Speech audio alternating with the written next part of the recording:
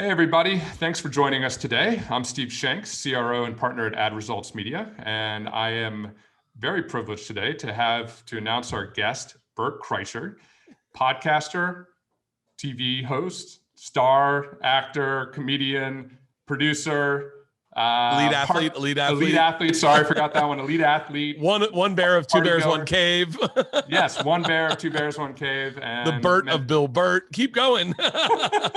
I don't know. I don't know how you get go day to day with this many things in your life. I literally, let me tell you something. And it has gotten so busy. When you're younger as a comic, you want to be busy. I think that's what got us all into podcasting is this is before social media was what it is today. It was just taking off. We were all sitting around doing nothing all day long. And then we had the opportunity to go to Joe's and do a podcast. And Joe told us all, you got to do a podcast. And then all of a sudden you start doing podcasts and then they start getting successful. And next thing you know, you're doing 2 podcasts in a day, 3 podcasts, 4 podcasts a day. I'm sitting outside the shower, waiting to get in a shower with my wife, going through my schedule. And I mean, like literally, I've got someone on the phone going, okay, your Thursday, I see a hole at 11:30 to 11:45. Is there any way you could hop on? And you're like, are you serious? And what's crazy is when I started, by the way, you're going to not talk at all. I feel like I'll be all over this. No, that's fine. Keep going. When I first started doing, podcasts and doing the road, anyone who had a podcast, I would do their podcast. I'd cram in time because I knew how important it was for me to have someone do my podcast. And I'm still doing that. So I'm doing a wine podcast later today. Where I'm drinking 5 bottles of wine. I don't know if I'm happy that we got you before that or that I should have done a better scheduling job and got you right afterwards. But that sounds amazing. So now why, so you kind of answered some of this, but why do you think so many comedians are doing podcasts today? I think it was an extension of social media. I think for some people, it lends itself better for a guy like me or a guy like Segura, a guy like Joey Diaz or a guy like Joe or a guy like Chris Hardwick, a guy like, throw the rock and you'll find them to communicate with our fans in a long form as opposed to in one tweet. I think who was succeeding in the one tweet, the one video, the one post format wasn't us. And so, but you get us there with maybe a drink, a cocktail or something else. And all of a sudden we're telling stories and we're laughing with each other. And I remember discovering podcasts as a comedian, as a fan, and just the feeling when you listen to a story and you be like, God. And by the way, not even just comics. I'm talking like I remember hearing one on Radio Lab one time about this astronaut getting stuck inside his chamber and he's about to die and his mask is fogging up and all he's got is a picture of his daughter inside his mask and he's looking at it going, come on, man, just get me through. I'm sitting on a treadmill going, this is the most engaging entertainment I've ever had in my entire life.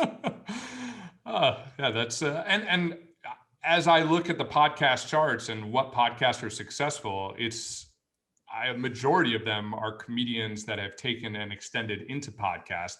And my hypothesis is, has always been, and to your point, you get to engage with them long form, but comedians who are so authentic and let you into their lives in such a deep manner, that's about as authentic, as organic as possible, which is what podcasts are all about. And I really feel like that helps you guys connect with that audience. And let me know if you think that's no. I think yes, I think that's part of it. I think first of all, comedians are super open books. Like when we're at our best, we tell you everything about our lives. And if that is not where we're at our best, say like someone like Rogan who keeps very private, Rogan puts an insane amount of thoughts.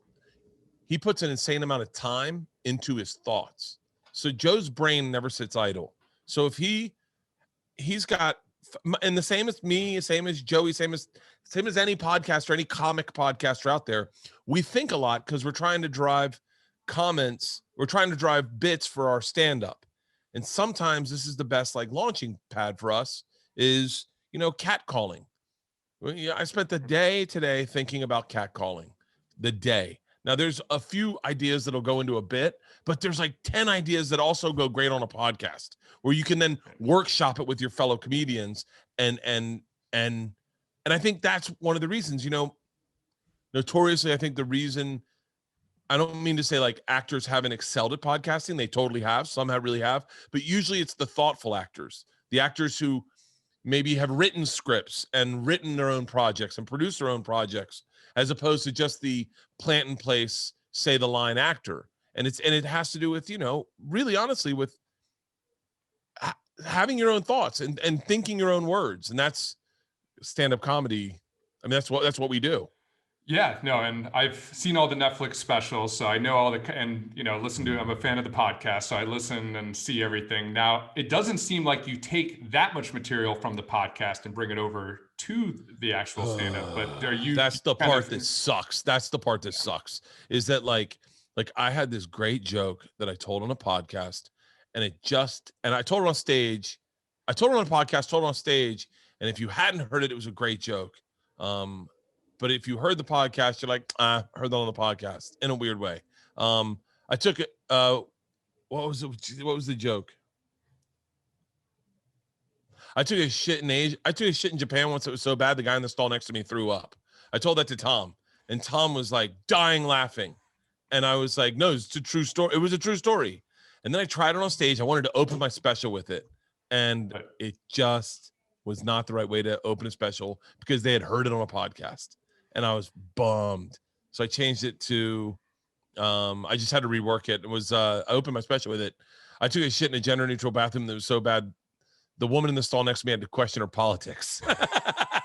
I like that one better. I like that one better. I like that. And by the way, they're both true. They're both true. I take some aggressive shit sometimes. Yeah. So, I mean, got it. And it's hard for me. And I am not a professional question asker or journalist. So I'm trying to enjoy the content and make sure I'm staying on point. But yeah, I mean, it's funny because I never hear you take one, very rarely hear you take one side to another. And but it's got to be fun and also challenging that you have to come up with all this new content and great content. Oh, today I was talking to Bill Burr on Bill Burt, and I said to him something to the effect of, I was talking about catcalling, and I figured out the joke in the middle of telling him the premise of what I was working on about. I figured out the joke and I bit my tongue. You know how hard it is for a comic to bite your tongue and not go for the punchline, just to let it sit there and then pray to God he doesn't guess it in front of you because you want it for your special. It's tough. Right. And do you ever forget them? Do you have to write them down immediately afterwards? I wrote it down immediately. I actually said stop, and I wrote it down. Yeah, but it was so funny in the early days. You'd tell a story and people would be like, man, you got to tell that on stage. Like the machine story. What I'm famous for happened on a podcast. I was on Joe's podcast. I ended up going on his first podcast once, telling a few stories. He thought they were hilarious. And then I was like, oh, remind me to tell you about the time I got involved with the Russian mafia and robbed a train. And he was like, wait, what? And then I come back, I tell the story on his podcast. He's like, you got to tell it on stage. And it was a good podcast story, but it when I worked it on stage, it just got better and better. And then the fans showed up and they're like watching it grow. And all of a sudden it's like a community raises a child, they say. Well, in the podcast community, we can raise an act. So yeah. Well, and actually, so per that, so when I hear the machine, I absolutely am dying. So I've been to a few of your shows, and I will. What's interesting is it's almost like you add new details sometimes. I feel like I know the core basis of the show, but I hear like a unique detail, and I'm like, oh, I never caught that. And like, it's just I don't know if you're doing that on purpose or if that's just but it's amazing every time I hear it, and I enjoy it every time I hear it because I feel like I learn a little bit more. Oh, thanks. I do it out of boredom. Is I'll either write a joke and slide it in that night, or sometimes I like to go off on tangents about small details I remember, and it makes it interesting for me. Yeah, makes it more. Well, also like going back to forgetting, so I was at the last one I was at. You were at San Marcos doing the drive-through, and you were in the, and it was the day that you. I will never forget it because I know that Bert Kreischer finds things. Shit, that was so great, wasn't it? That was amazing. Yeah, I didn't see that one coming either. I of course we didn't see. I wasn't able to see it until you posted it on social media of you actually returning the ring from SeaWorld. But that was, that was great. Unbelievable. And that fits naturally into some of the other content as well. But during that set, you were probably about 5 minutes through a joke, and all of a sudden a car alarm goes off, and it's two teenagers, and you set some, you throw some jokes in, and then you bring it back. And I mean, all of my buddies were extremely impressed that you could be that deep into a joke, go down a completely different line of thought, tell play off of the moment, and then immediately go right back to the joke right where you left off and complete it. So I assume that's hard. Well, sometimes I don't. Okay. Sometimes I go off on the tangent and everyone goes, whatever happened to the child? All right. So I guess we got you at a good point, but to bring this back now to some of the advertisers and podcast in general. Yeah. So like our firm, a big thing why advertisers come to us and we get clients is because we're trying to bring the value of podcast sponsorships, integrations in with the podcast host and find that magic overall, so that it's really a successful relationship for everyone involved. So I think some just want to know like how you like to partner with brands, and what's really like how does it come across the most natural, the most additive for everything, and really pull it all together. I love anything in studio. Any of the integrations we bring in studio are really fantastic. Also, anything that's immersive in my life. I can name so many brands that there's a podcast sponsor we haven't had in a long time, called Corkle. They make wine glasses. That's always going to be in my life because I'm always going to keep drinking wine, and it's just sitting there.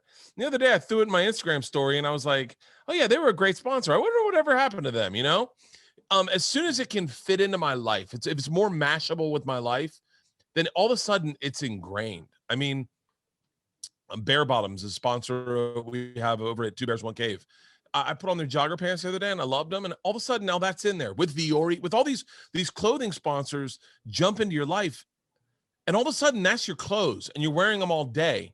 And I think then it makes it easier for us to speak to the brand when we're selling it to our fans. I have so many that I mean, my dad is taking these collagen peptide pills that we've been that were a sponsor, and he found them in my house.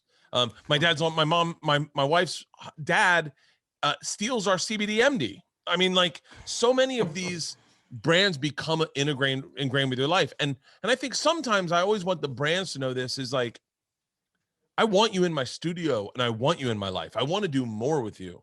I really honestly feel like the brands that sponsor on podcasts are the forward-thinking brands out there. They're the ones doing things better, faster, quicker, and smarter. I remember watching as an ad sales rep from Travel Channel, when I worked at Travel Channel, I would listen to companies, and I don't mean to shoot myself in the foot in any other direction, but I would listen to companies brag about being in magazine or on radio. And I remember saying very candidly to an ad sales company, to ad sales people, whatever that is, people with brands, why don't you get into podcasting? And they were like, is that even a thing? And the fact that they would say that, I go, you're not going to be there in 10 years. And then all of a sudden you'd find these people like I think at the time, one of the big one was Dollar Shave Club, right? And then suddenly you see them go public and they blow up and you're like, oh yeah, because they're talking to the people who are going to buy their thing. And I mean, it really, I feel like these brands that are buying in on podcasts get it. They get, and they understand that we feel blessed to have them as sponsors.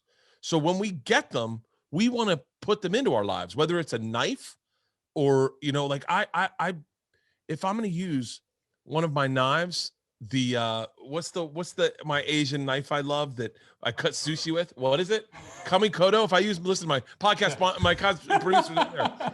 If I'm going to use my Kamikoto knife, I'm throwing it on my Instagram too, because I love that knife. Like it becomes an actual extension of who I am. And it's on all my social media posts. And I think that's when it works the best.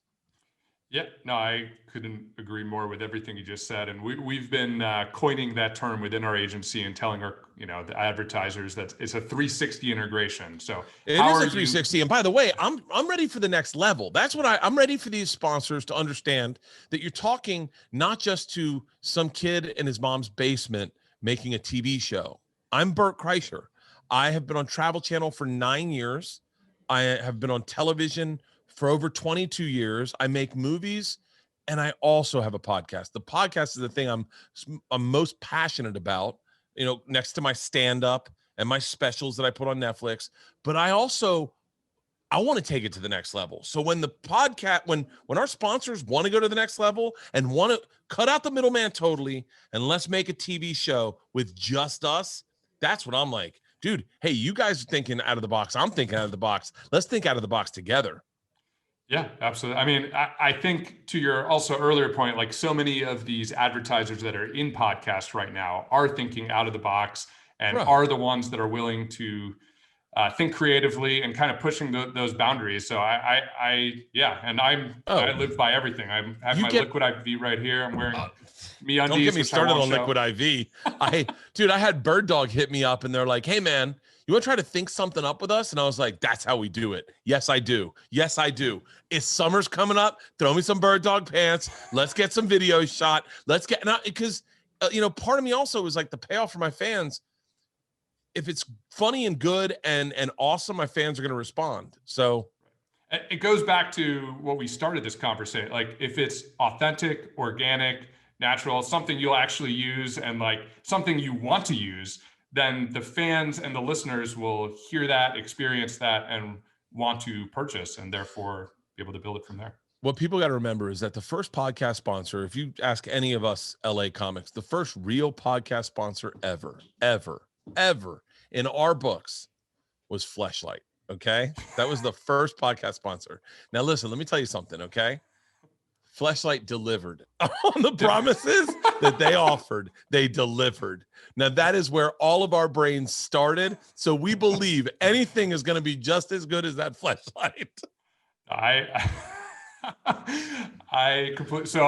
Not to date back to my history, but I started way back on the client side where we were selling Pro Flowers and Sherry's Berries, and we were right there with them. And we're like, well, do we want our ads running right next to that? And I'm like, but it's all right. But yeah, but hey, it's part of podcasting history, and it is building from there. So as you one thing, like as you're taking on new projects and all, like how do you even have time for the podcast? Like even go to like Two Bears, One Cave, you are recording so many other skits outside of it and building up content so that podcast, YouTube, like everything, like how do you make time for all these different things? Well, number one, it's not work for me. Like I don't consider it work. So that's like, it's just like stand-up. I don't really consider stand-up work, So other things are work in this business, that you will get jobs and that it's considered a job. Especially when it's fun, like stand-up, podcasting is fun.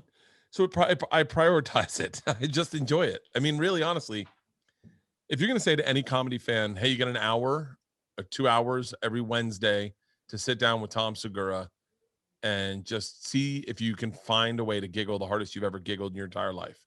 Everyone I can name a million people that would say yes, I'll make time for that. Same with Bill Burr. Same with today. I have Greg Fitzsimmons and Mike Gibbons coming over from Sunday. They do Sunday papers every Sunday. I have them coming over. I make time for it. I love it. It's my favorite thing I do, other than stand up. It's my favorite thing I do. So I just prioritize it. I'm going into a bubble to do a project starting April 6th. And I just make sure in my contract that I go, no, I got it. You're my priority while I'm here. But when I have free time, I got to do Bill Burt. I got to do Two Bears. I got to do Burtcast. Yeah, if you cut the time, you make the time for it, it's going to happen. So that statement in and of itself is the reason that advertising on a podcast is such a wise move, in my opinion. Passion begets passion. No one's doing a podcast that isn't absolutely passionate about it. If you're passionate about something, you're going to give it 110% every time you do it. I don't ever half-ass a podcast ever, ever, ever. And so I know my fans know that, and they're showing up. And I think my fans know the equation. They go, no, this is how they pay bills. I appreciate it when they are looking for a razor or Sherry's Berries or a fleshlight, you name it. They go, oh, I'm going to use a promo code. Thompson Cigars, why not? Yeah, no, it's great. I mean, we see, because we get to work with the advertisers to see how many people are using the codes and all of that. And to your point, they really want to make sure. And like sometimes they'll send emails to those individual clients and saying, I want to make sure, like Bert said that this is the must-have. Like, please let Bert know that I got it, and I'm so pumped to use it. So like it's interesting to see the fan connectivity and just how much that really draws them into it. But I agree with you. They absolutely get that the podcaster that speaks to it like gets the credit for it, and they want to make sure that they're giving that credit. So yeah, listen, I haven't had Blue Apron sponsor a podcast in about a year, but I eat 2 Blue Aprons a week. Okay, to this day. That's a sore subject, since Blue Apron was our client and they loved everything. And then your last spot was our last week with them as a client. So for real? But for real, but I still support, like we were with them for a long time, and I still support. But your Blue Apron spots and the story of bringing Blue Apron with your family was something that I actually used to show like how authenticity and how authentic messages come together. Because your story, and I won't share your story on here if you don't want me to, but like it was share it. Share it. Yeah, I mean, you said that was, I'll paraphrase it, but like it was something that really brought your family together, and like with everything that you're doing and all that time you were spending elsewhere, like it was one project and a fun activity that would bring the family together, where you'd spend solid family time and create great memories. My daughters won't be whores because of Blue Apron. We didn't put that in the copy, but yeah. But that would have been authentic. So that would have, in my book, that would have been something. But no, it was, so I personally get great satisfaction, like when I hear, like, because we, as an agency, we listen and we record we actually grade every single spot. So like we hear every single thing that you're doing, like, and spots like that where you have that true authentic connection, where it's like you can tell, like, using like, and it just, it pulls the magic together of podcasting. And I actually really think there's no other medium, no other media, whether it's nothing that can pull that authenticity like podcast in long form. So you put it on my body, it never comes off. My Whoop, I live and die by my Whoop. I check my Whoop every morning, and this is a podcast sponsor. This is a podcast sponsor, by the way, that Nathan Florence, a guy I just had on the podcast, he's got one because of it. I mean, like everyone's got one because they were like, oh yeah, man, that is pretty legit. Like that tracks your sleep and your HRV. Are you serious? So yeah. No, it's amazing. Now my wife would kill me if I didn't ask, because one of her favorite comedies is Van Wilder. So how do you feel about that movie in general? And I know I've never seen it. You've never seen it? Mm-mm. Did I not hear that? Okay. I've never seen it. I've never seen it because I had nothing to do with it. Like, I mean, I think it's a fun, it's really interesting folklore about my story or my journey. Is, it was written up in Rolling Stone magazine in 1997. They wrote a 6.5-page article about me, called me the #1 party animal in the country. Oliver Stone optioned the rights to my life. And then once that stuff starts, it's out of your control. I ended up signing a deal with Will Smith and going and trying to take my story over there to television.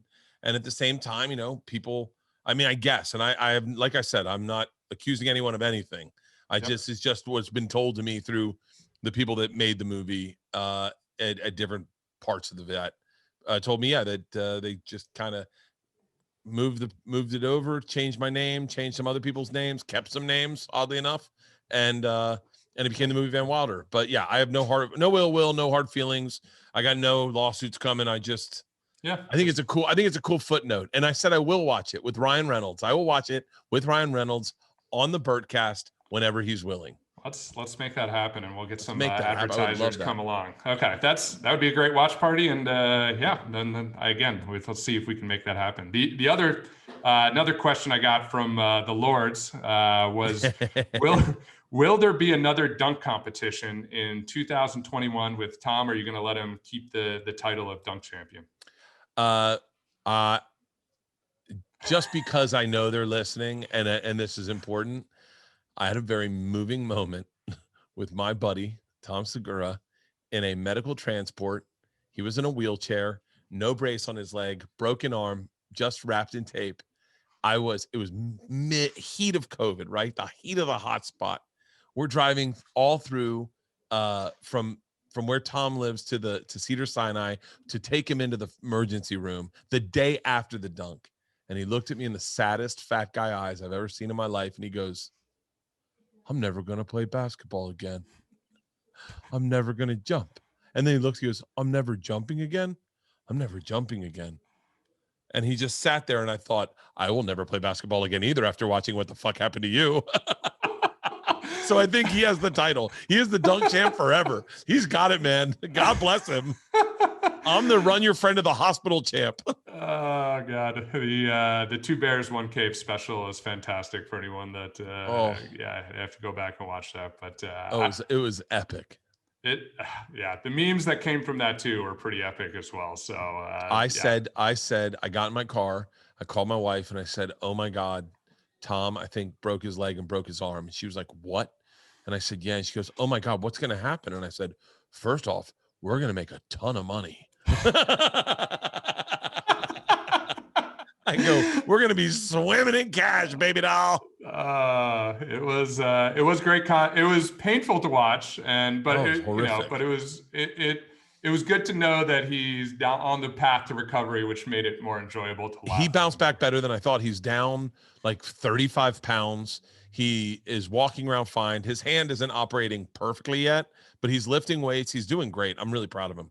Awesome. Well, I think that was everything we had. So I want to say thank you again. Appreciate all your time. Know you're extremely busy for all the things that we talked about, and you're still making time to come on and speak with just an amateur and trying to get it out to some advertisers. So I appreciate it, and I'm sure everyone who watches this will appreciate it as well. I just wanted to show off my new studio, just want everyone to know we haven't slowed down just because of COVID. We are ready for the doors to open up and go back to live podcasting. I cannot wait.